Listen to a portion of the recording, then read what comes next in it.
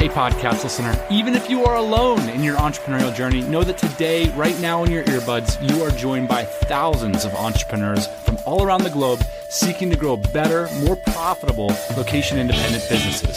If you'd like to learn more about what we do and download our entire back catalog, check out TropicalMBA.com.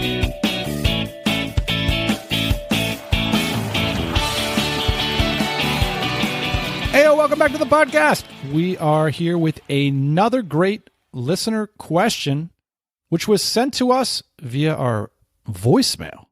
You can find that at TropicalMBA.com/voicemail. Let's give it a listen, boss man. Dan, Ian, Jane, what's up? It's Chris Cage, longtime listener, first-time caller. 2 ideas on the podcast front. One is a guide to hiring. I think y'all have done a great job hiring people throughout the years, kind of on the apprenticeship front. With somebody potentially looking to hire somebody more full-time, not necessarily VA, more 20 plus hours a week, more than $10 an hour. I think hiring somebody is kind of scary. I don't really know exactly where to go, what to look for in a candidate, kind of how to make sure I'm hiring the right candidate. Also, it's kind of scary giving that much responsibility to somebody, putting that trust in them that they're going to do a good job. What do y'all look for? How do y'all hire?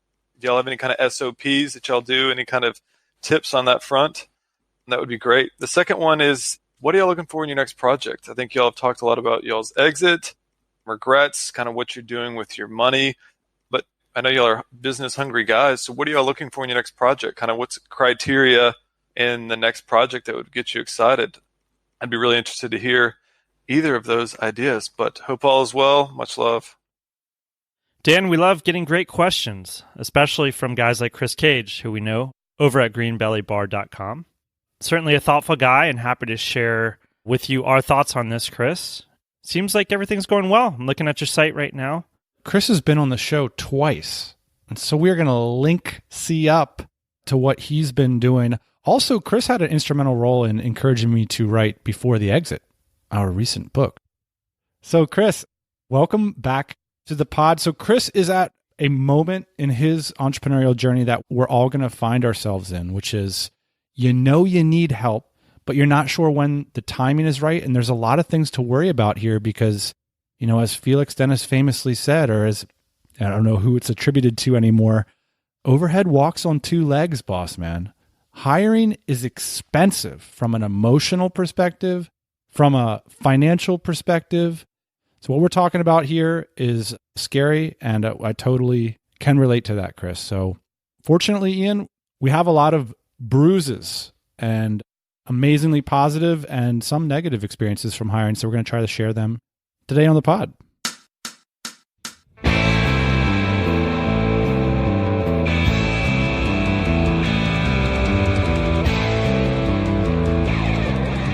All right, Ian, so there's a lot of elements to Chris's question, so let's break it down step by step in a series of 5 points. The first being that Chris thinks hiring someone is scary. What's really to fear here? How do we think about this? When's the right time to hire? And what are some of the risks that people really ought to be worried about when they're hiring? First thing I think is scary is the money that it's going to cost. You know, for a new business, especially somebody in like Chris's position where you've got a little bit of revenue, you're starting to figure out, how can I multiply my efforts? How can I start to work on other things that are important in the business while still managing these cash flows that are coming in? You start to think, okay, I'm going to bring somebody in to work on some of these existing cash flows, which I think is a really important thing to distinguish, especially when you're hiring, Dan. What do you mean by an existing cash flow? Well, there's the opportunity, and I think we've all fallen into this trap, right? To bring someone in to grow the business. So I'm going to bring someone in to grow the business, and it's going to be awesome. But that generally isn't what happens. What happens is you're the entrepreneur. You're the one that started the business. You're the one that can see the most opportunity in the business. Therefore, you should be growing the business. And what you should be doing is bringing someone in to manage your existing cash flows. The reality is if you have hiring anxiety and not a lot of experience hiring, it probably means you're in your first few hires. And the 2 most common traps that are both born out of anxiety and fear of letting go what you're doing is, number one, bringing in people to bring in new revenue rather than servicing existent revenue. And number two, bringing in people to do all the crap that you don't want to do anyway, right? And it's like, well, there might be a reason why you think all that stuff's crap and you've never gotten to it, right? Because you're busy working on the stuff that's important, that's bringing revenue into your business. So one of the ways you can make hiring a little less scary is I would recommend only hiring profitable people right away. So you're bringing somebody in to put them on an existing cash flow. An example might be customer service or marketing. So you bring somebody in to put them in that position where they know what they're doing all day long their first day. Okay, so they're not going to start running experiments when they don't even know your company. And they're servicing a revenue stream wherein after you've paid their salary, they're immediately profitable for your company. Now, your overall net profit is probably going to go down. But my point is that you're not depending on new revenue in order to pay them. Does that make sense, Ian? Yeah, totally. Like I said, you're the entrepreneur. It's very hard to create new streams of revenue and find new opportunities in businesses. And to bring someone on and to expect them to do that, I think especially at the scale that we're talking about here with Chris's business, it's just not going to happen.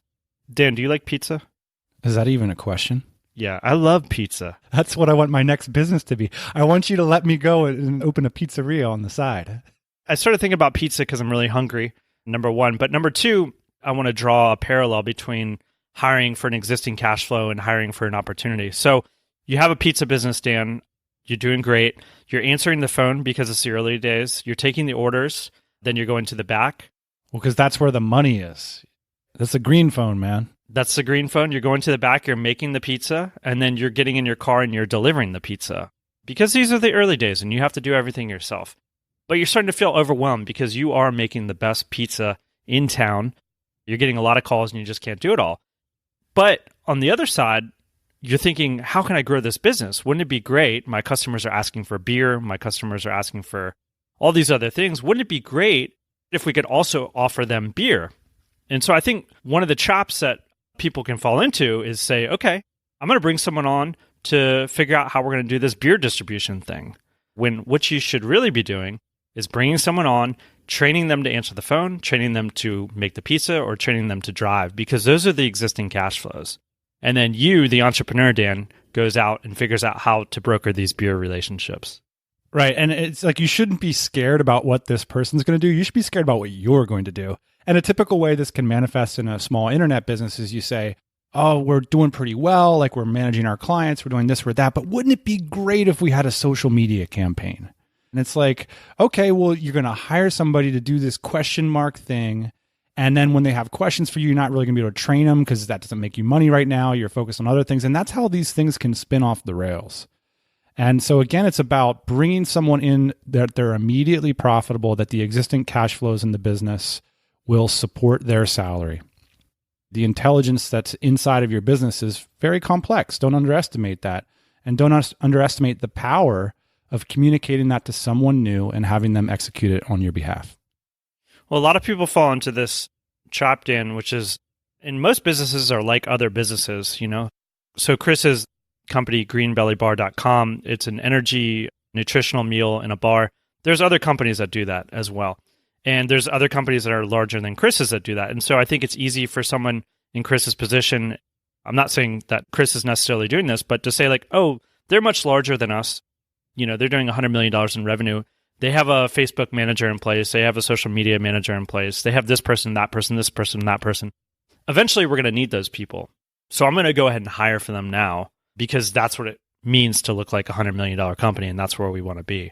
But strategically, that's not really how it works. And that's not how you progress up to be where they are. That's not how they often got there. Exactly. There's so much intelligence in your customers entering your business and paying you real money. That's why training people to cultivate and grow those cash flows, we feel like is not only really worthwhile experience, but the best way to grow your business in the early days. Dan, in terms of like trusting your cash flows, I think you just hit on something which is really important here. We're talking about a bootstrapped situation. When we're talking about hiring for existing cash flows, understanding the cash flows, trusting the cash flows, this is like a barometer for your business. When the cash flow is there, you can hire. When the cash flow isn't there, you can't hire.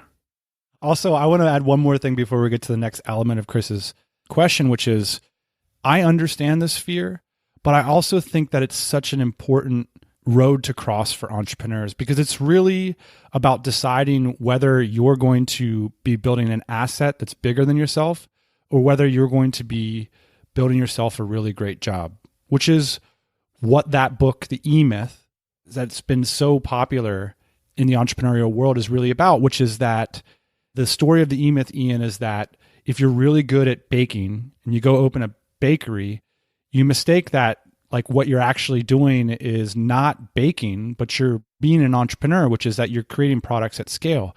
It happens all the time in the internet space. Like if you're really good at graphic design, you like put your shingle up and then all of a sudden you're graphic designing for all these clients. And well, not really. If you want to be an entrepreneur, what you're actually doing is creating cash flows based on that skill set. And then you're hiring people to maintain, grow, and make those cash flows flourish more. In other words, this is like the moment of crossing the Rubicon. So yes, it is scary, but it's critical to decide whether, like, what the future of your career looks like. What I want to know, Ian, is this cash flow going to be an asset?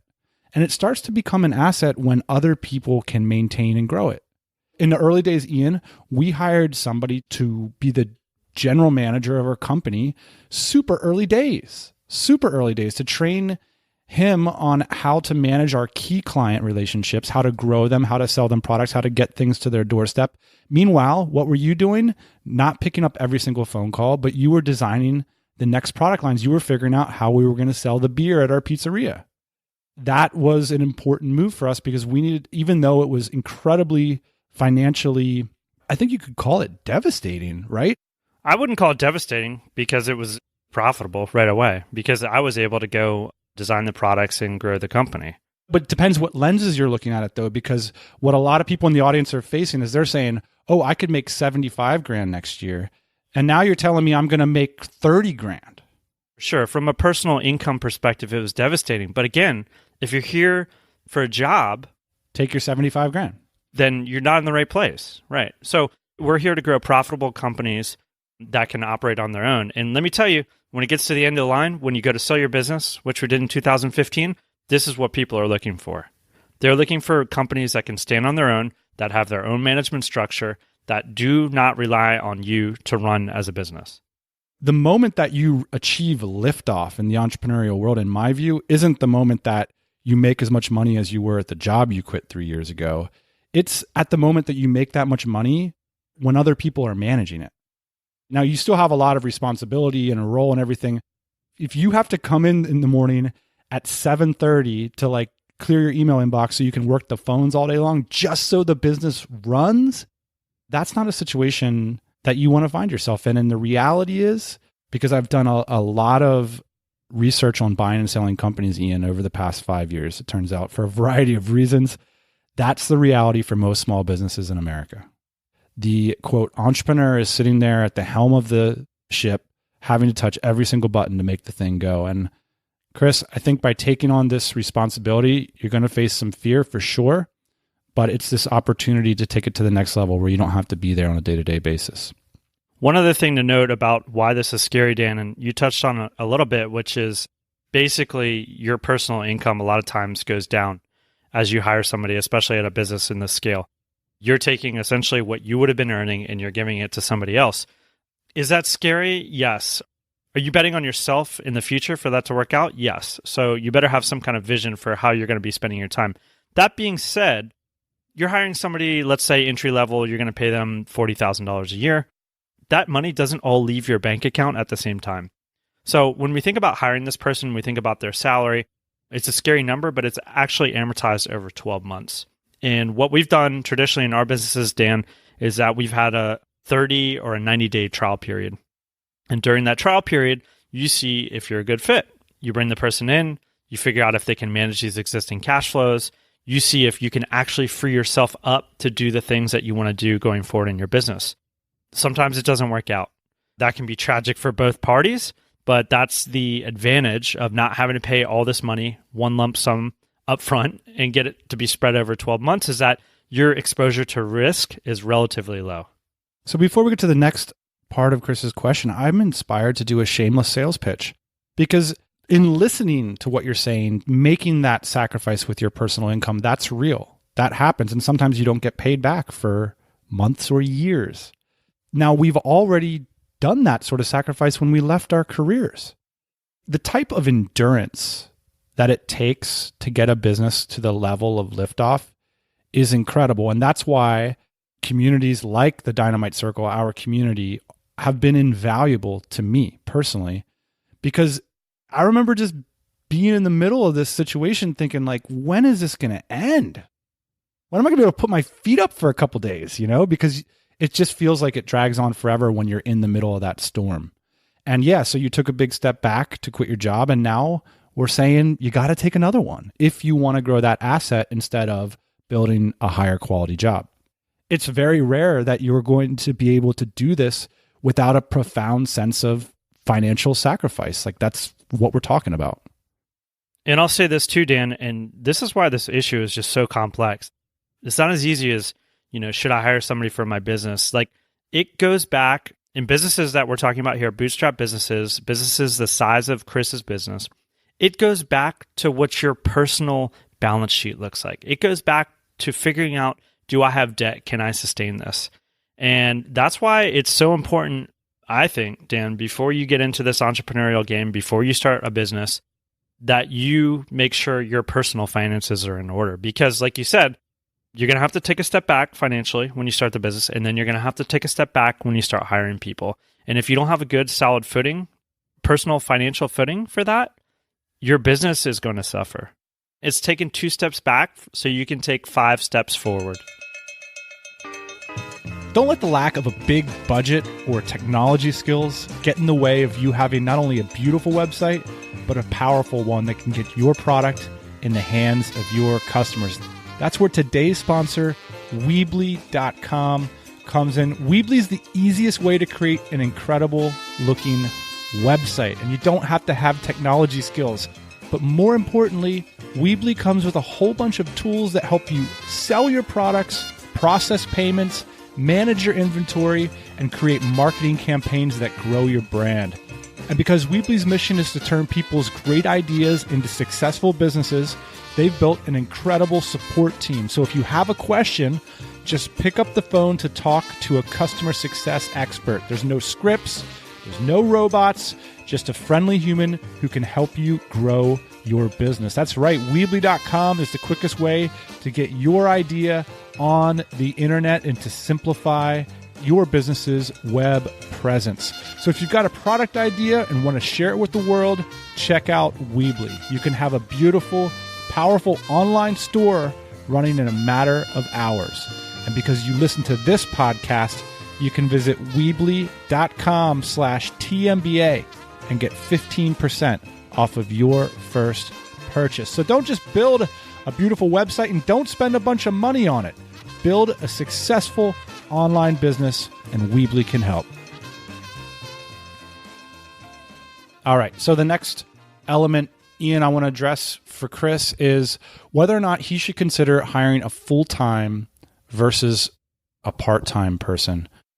I think that the remote work revolution is challenging this full-time, part-time distinction and opening up some opportunities. Because in the olden days, and still it's the dominant model in our society, is that when you pay someone a salary or an hourly wage, they show up at a certain time and then they leave at a certain time.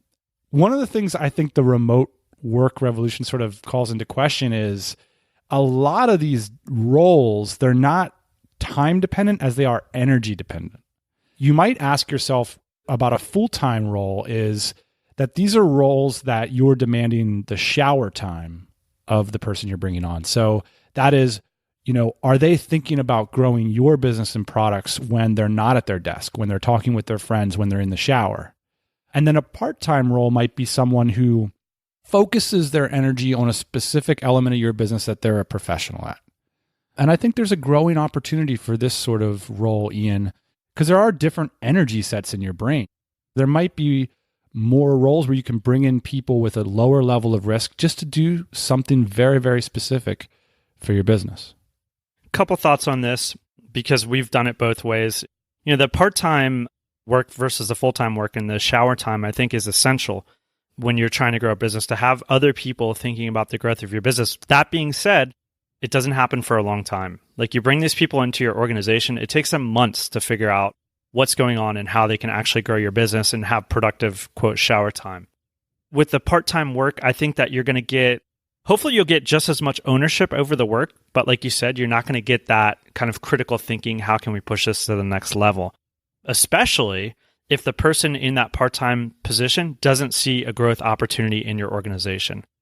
That being said, I, many times, Dan, for our organization, have hired people on a part-time basis with the promise that they will become full-time if two things happen. One, they're able to help grow their position or help grow those cash flows, or two, more opportunity in the company becomes available. So in other words, you're not promising them that. You're saying, like, there's an opportunity here. Right. I should say, like, there is the promise of if X, Y, and Z happens. It's kind of an interesting place to be, and you certainly have to catch people at the right time in their careers and their lives that they have that flexibility, right? So it's like, I got 2 or 3 jobs. The reason I'm coming to work for you is because I really like nutritional bars.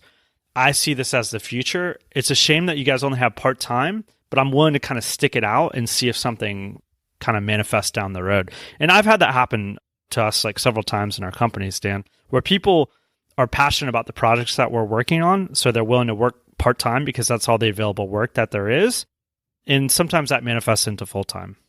By the way, a bit of a red flag there popped up in my head, and we're going to get to some of these red flags, but this idea that the person is really passionate about the product isn't always as positive as it seems, because that's not what they're going to do every day, is like enjoy that product. Like what they're going to be doing is like the element of the business that ultimately creates that product.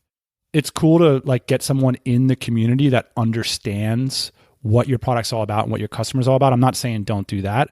I'm saying that be careful of like mistaking the passion for the product itself with the part of the process that they're going to play in delivering that product to your customers.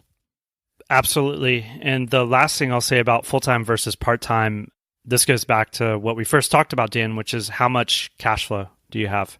Do you have enough cash flow to support a full-time person or a part-time person? Because I think what happens sometimes is we say like, I can put them on these revenue streams, I can put them on these cash flow, but the other half of the time, I'm not really sure what they're going to be doing. Maybe I'll throw in some social media, maybe I'll throw in some of this or that. Yeah, I don't like that. And what ends up happening is you have them be basically a full-time employee taking a full-time salary, and they're only doing part-time work that's productive for the company. Better to say, like, we make money when we post on X service. Let's hire someone part-time to do it for 4 hours a day. And the best employees, Dan, in my experience, have kind of done the work that's expected, done the work to manage the cash flows, and then said like, hey, by the way, I didn't tell you, but for the last month and a half, I've been spending an hour of my day working on this social media presence, and it turns out we're starting to get sales from it. And you're like, oh, really? That's interesting. So they kind of sneak in that work anyways, I think, if they're good.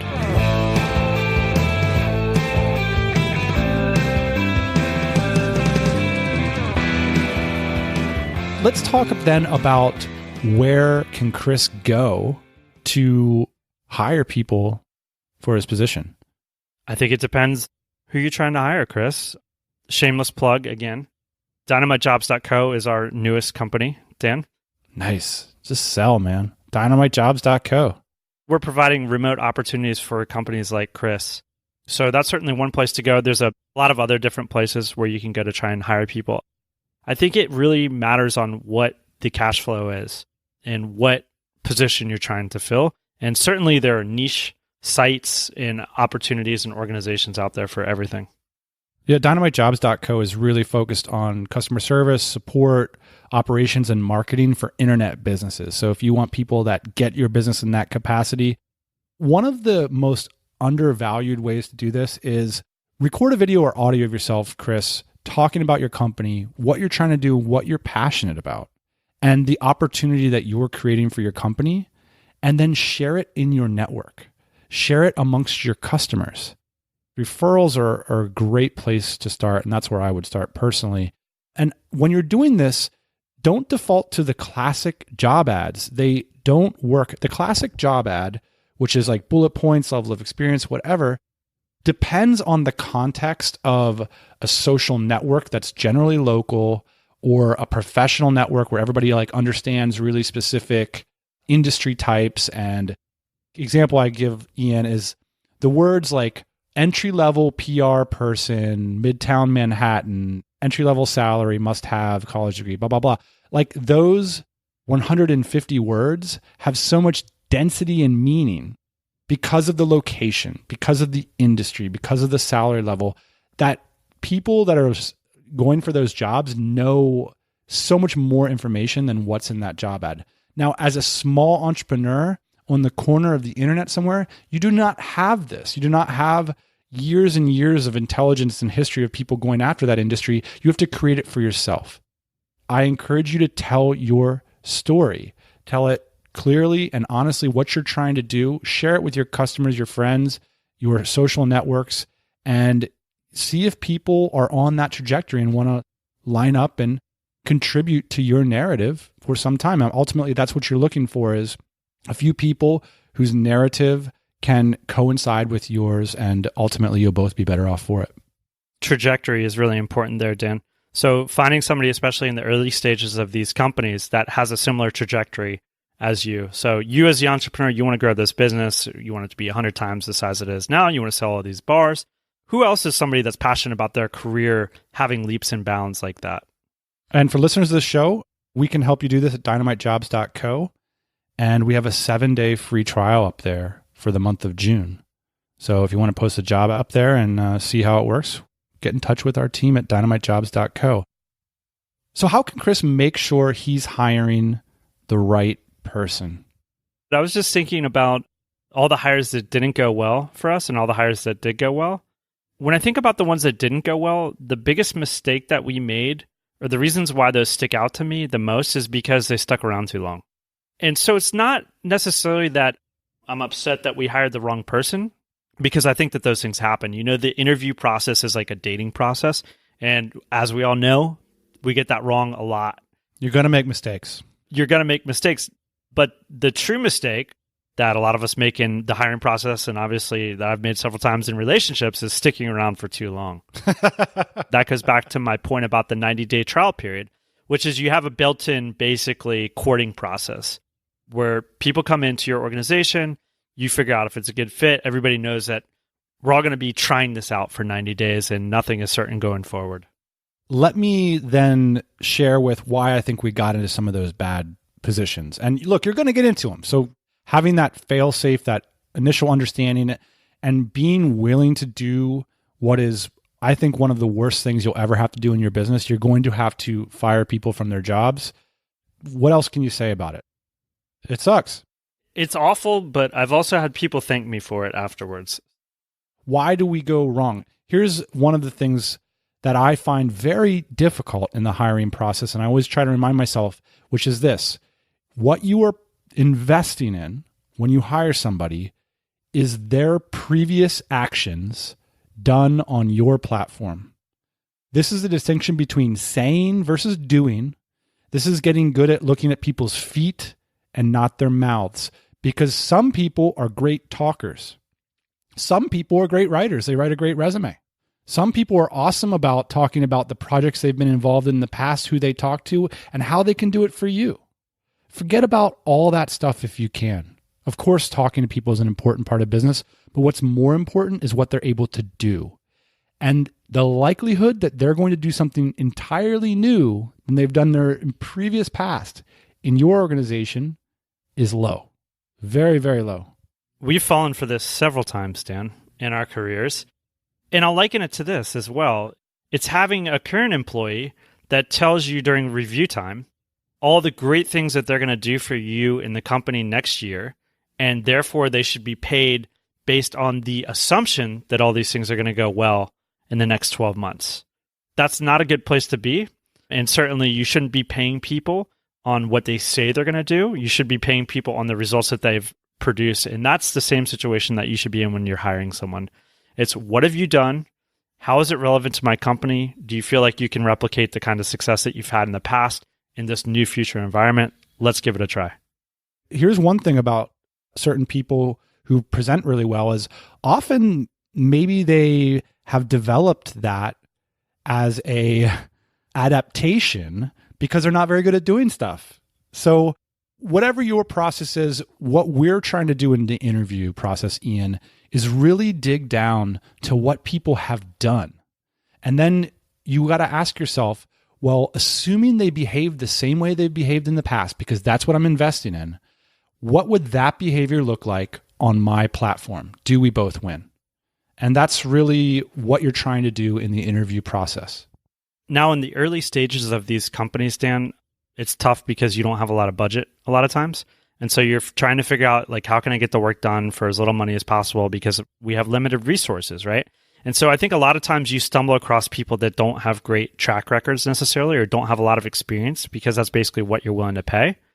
This is a tricky situation. So you try and figure out, as much as you can is, do they have the relevant experience to excel at my job? And then number two, just be willing to fire them as fast as possible. Sure. Because especially in the case of many of our businesses where the opportunities are unique and sexy in the sense that there a lot of freedom involved with them, what you're going to have is like people applying to them as opportunists, right? They're going to say like, man, this could be a chance for me to do something completely different. Well, you have to guard against that. Like you don't want to be the petri dish for someone who's trying to make a life change. Right. You want to invest in people that are already passionate about what it is you're doing and have demonstrated it. Right. It's very expensive. Super expensive. And here's the thing, Ian, like the barrier to entry for the types of work we're doing is zero. Okay. So like, look, the exceptions abound. If you run an engineering firm or whatever, like it's different. But like for a lot of us, we're hiring for like customer service, for content generation, for development or whatever. And it's like, okay, you're really interested in like marketing campaigns. What marketing campaigns have you done? And if they're like, well, none yet, or I did it. It's like, what are you talking about? Like running a marketing campaign, you could do it in an evening, right? You're waiting until getting on this phone call to express interest in maybe doing it in the future. Like what they want to do is get paid by you. And you have to guard against that imbalance there where you're offering so much. You have to make sure that they've at least made the investment in their past life of their time and their energy in what it is that they do. It's a great point. If you're that passionate about running marketing campaigns, why have you never done it before? It's because now all of a sudden you get paid to and you get to live in wherever you want. Okay. So let's move on to the last point of Chris's concern. And really it's around this idea of trusting employees. How do you trust people with what is one of the most important things in your life? Let's go back to the pizza analogy, Dan. Because it's getting late in the day and I really am hungry. We've already identified that you bring someone on to take the orders, make the pizza, and drive the car.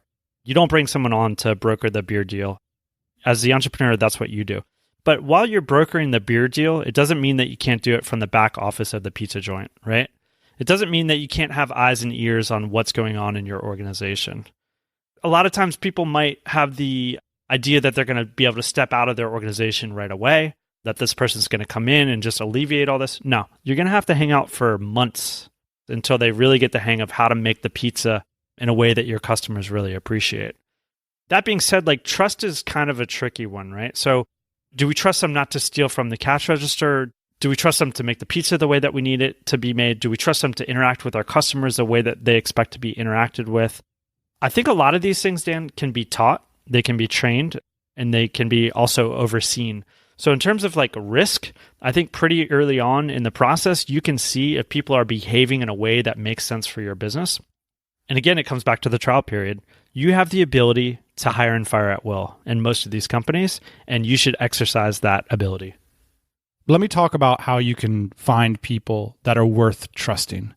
Because if you're only in your first few hires, there's a lot of pressure to go the beanbag route, Ian. To try and be the cool boss, to make sure that they're feeling okay about everything, to either micromanage them too much or not enough, or, to try to figure out how to interact with them. Let me tell you how the best team members want to be interacted with. And I'll start with a little vignette of Ian and myself, who used to loathe our company picnics. Yeah, we just work right through them. We're like, I'd rather be hanging out with our friends. Exactly. I kind of found the company picnic stuff insulting because it's like, look, I drove an hour to get here. We have a job to do. I'm not trying to figure out what everybody's doing for the weekend. I'm trying to figure out how we're going to deliver the container order by Friday.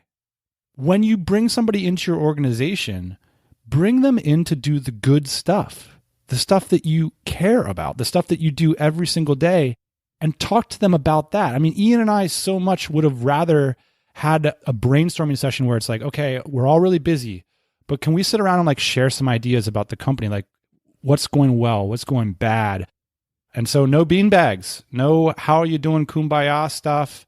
You get to that later, but it all starts with the core thing, which is not let's talk about how amazing ice cream is and how amazing our brand is and how cool our company retreat's going to be. It's I want to get this ice cream to people more delicious, colder, and on time.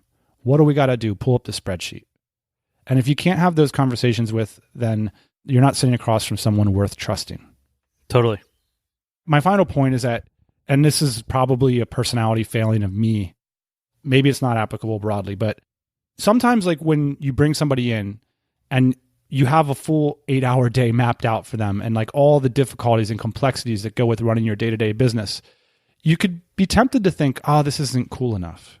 Oh, it's so tedious. It's so boring. How can I make this person passionate about ice cream or whatever? And if you keep having to bring up the ice cream stuff, and if you keep having to have to bring up the company picnic stuff and the bean bags, then you got the wrong person. Because this person should be pumped about talking about spreadsheets. They should be pumped about talking about whether or not the postscript to the email was appropriate for the person, the customer that you were interacting with. Because that's what business is. And you need somebody that's passionate about that. Going to get a lot of posers coming in that are just pumped about the freaking vacation time, or they're pumped about the work from home stuff. And you got to get rid of those people. Corporate lifestyle is much different than bootstrapping a business, I think, in general. You got to figure out if you got the right person and they have the same trajectory as you. And I think once you find somebody that has a similar trajectory, you will find out that there will be some trust in that relationship.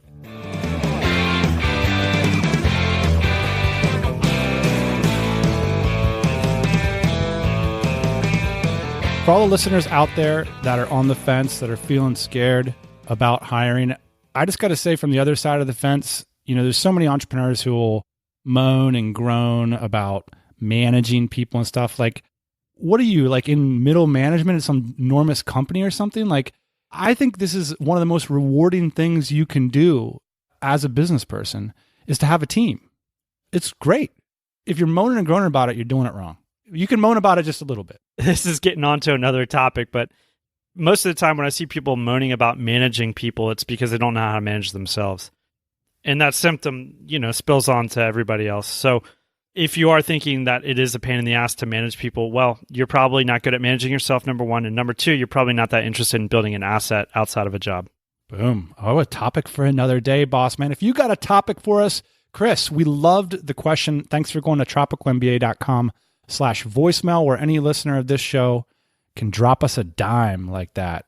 You know where that came from? That's an assist in basketball. Dropping someone a dime used to be like giving them enough money to make a phone call at a payphone. So that's what they say. Look, you dropped us a sweet dime. So Chris, you dropped us a sweet dime today. Thanks for going to our voicemail page and sending us a question. If you're looking to hire, let us know how we can help you. We're trying to solve that problem right now. Chris also asked us, hey, what are we up to? We're working on dynamitejobs.co as well as a Dynamite Circle, and that's our newest project. So check out how we can help you grow your team, or how we can help you get a job with one of these great companies. That audience for that site is growing rapidly. So check out dynamitejobs.co. That's it, boss man. We'll be back next Thursday morning, 8 a.m. Eastern Standard Time. And if you want to check out the show notes, the links to everything mentioned in today's ep, plus leave us a voicemail or a comment, check out TropicalMBA.com/hiring help. I'm not done yet. I've been practicing recording the audiobook for Before the Exit, which is now completed and in production.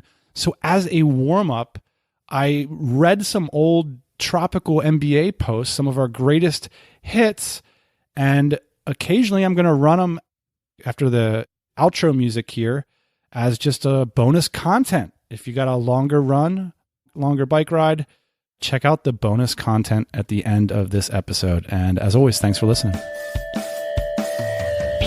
Hey, thanks for listening to the Tropical MBA podcast. You can go to tropicalmba.com, get access to hundreds of back episodes and all kinds of other goodies. Load up your iPod. That is the cheapest way to fly business class on your next international flight. We will see you next Thursday morning, 8 a.m. Eastern Standard Time.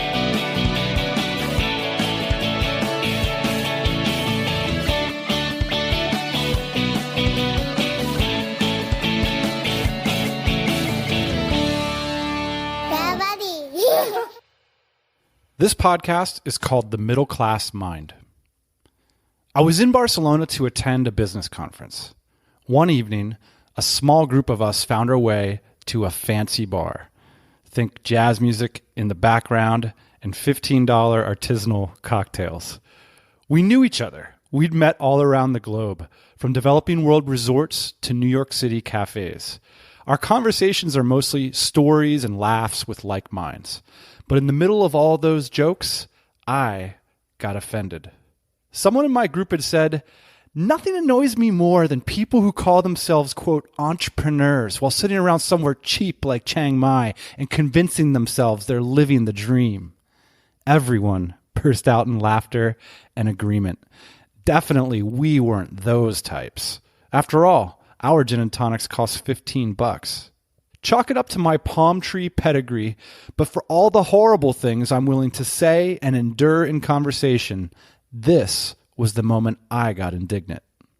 Now, it's easy to do what my friend had done. Notice a small difference between your group and another, and then make a big deal of it. And yeah, it's good for a joke. In my world, I hear cyclists criticize triathletes all the time.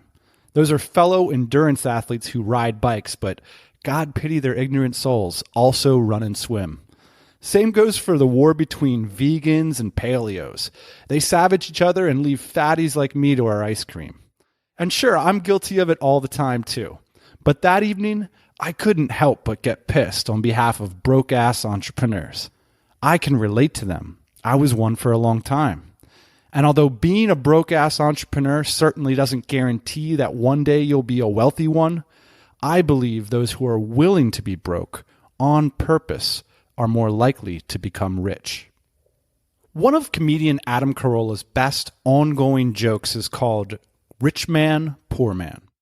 The idea is that the rich and poor share things that the middle class don't. And for the sake of the bit here, poor doesn't refer to people who are struggling. It refers to those who have opted out of traditional employment and chosen a different lifestyle.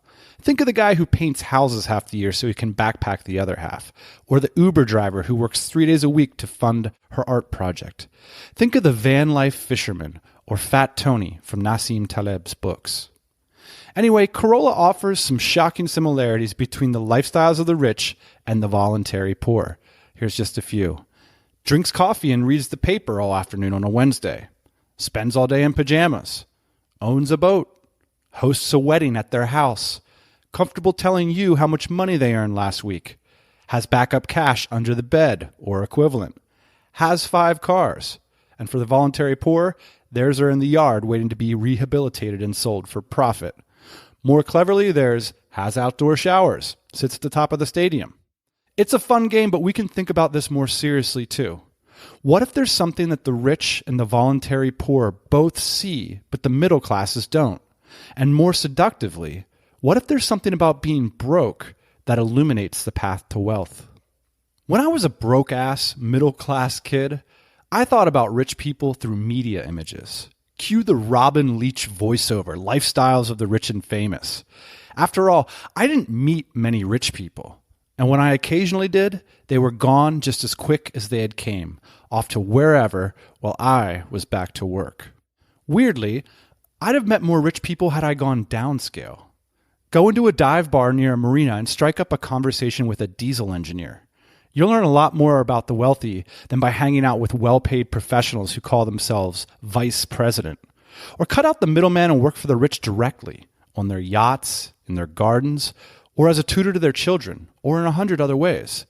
Spending time around wealthy people, or the people who know them well, will teach you a lot about what being wealthy is like. But the same goes for living poor. By doing so, you might discover a lot more about building wealth than you would living high on the middle-class hog. How?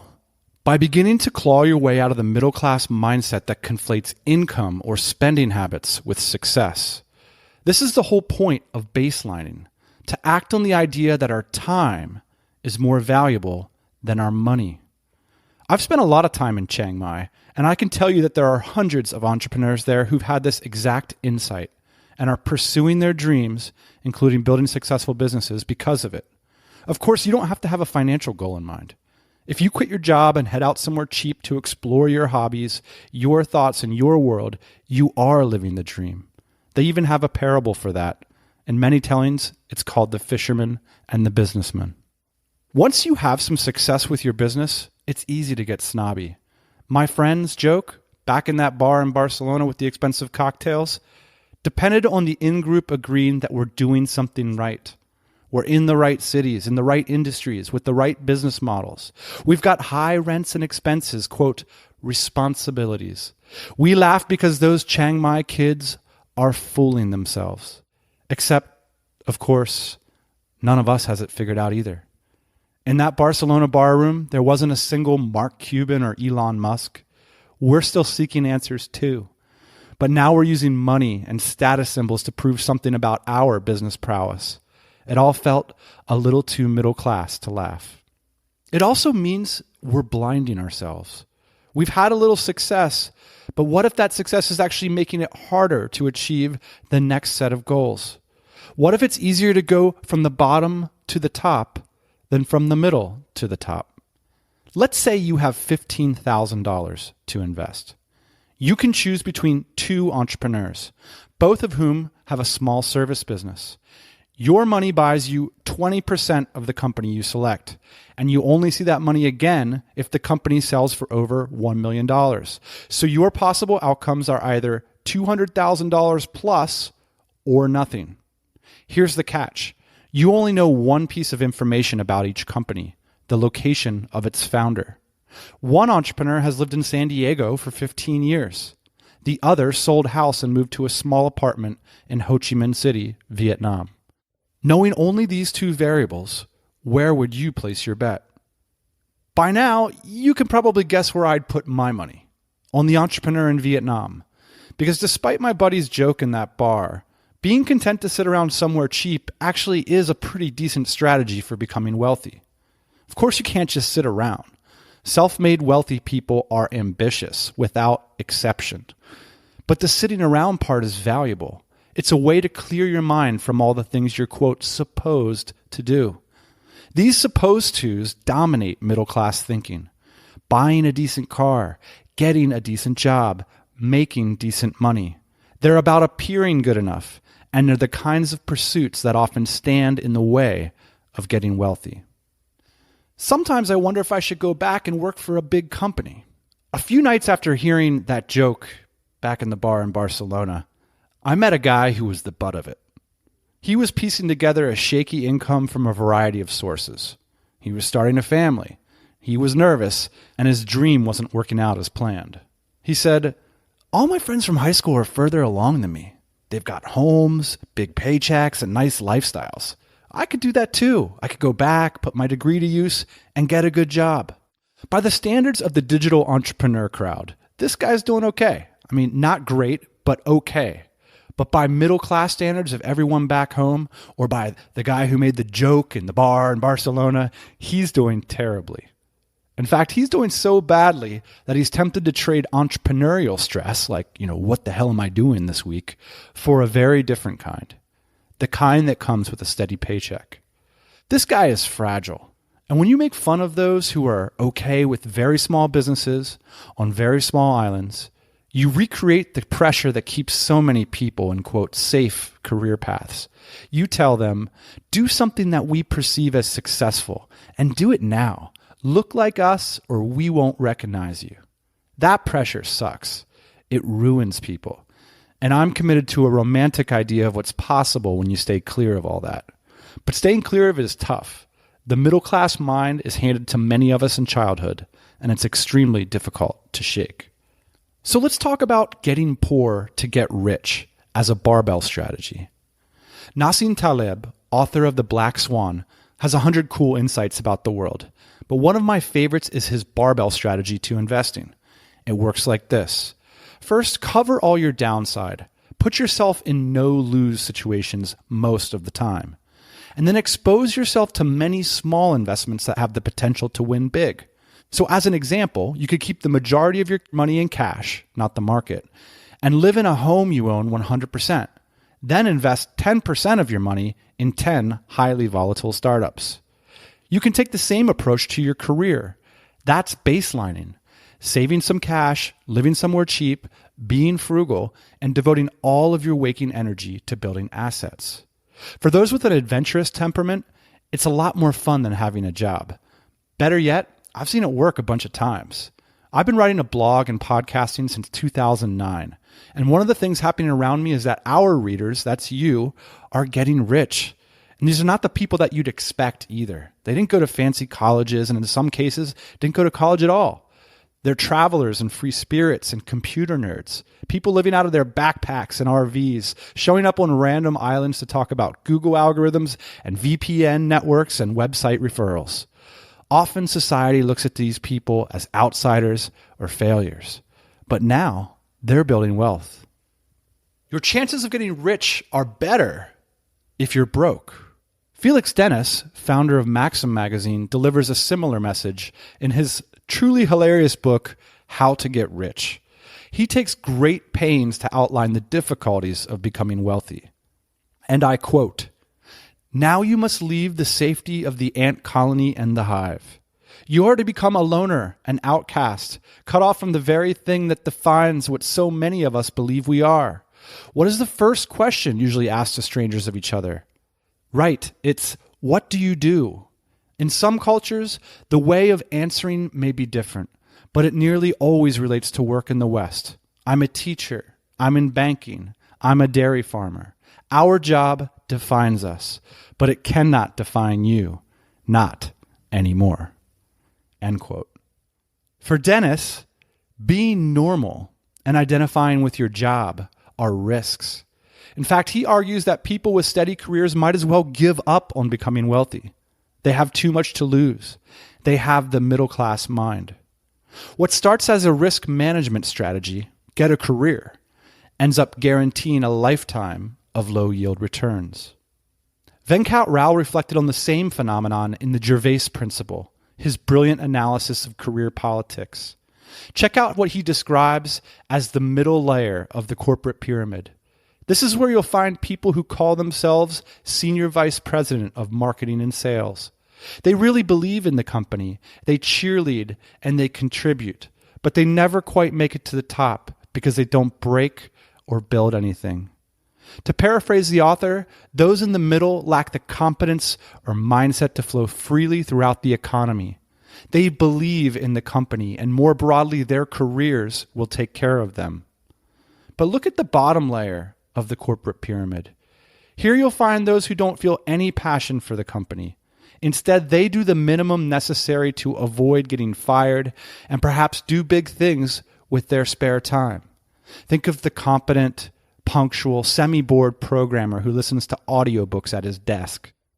It's their recognition of the reality of the situation that occasionally gets them noticed and groomed for more powerful roles. In the early days of the TMBA blog and podcast, I often said that all I needed was $1,000 a month and a backpack. Living at a low baseline appealed to me, and still does. Lots of people lampoon the idea, and still do. But when I met Derek Sivers for the first time, a guy who built and sold CD Baby for $22 million, the first thing he asked me was, "Hey, are you the $1,000 a month in a backpack guy?" Yeah, I said, because I was. And then he said something that I'll never forget. I love that idea. Thank you, Derek. So let's recap. Baselining, using a barbell strategy to design your career, valuing your time over money. There's a pattern here. In the Millionaire Fastlane, MJ DeMarco phrases it another way. He declares that, quote, in order to become wealthy, you need to produce more than you consume. Does this sound obvious? For a huge percentage of the middle class, it isn't. These people devote huge chunks of their lives to earning money and then spend it on fancy gadgets to prove that the time spent earning it was worthwhile. At the same time, they're sheepish about exactly how much they have because they know that others have more. The middle class mind is one that has come to identify with money. Those who have it believe that the amount they earn says something important about who they are. It's easy to fall into this way of thinking, and it's hard to claw your way out. So when our friends are working their tails off to make that change, let's not make it any harder on them. Instead, let's give them a hand. Thanks for listening.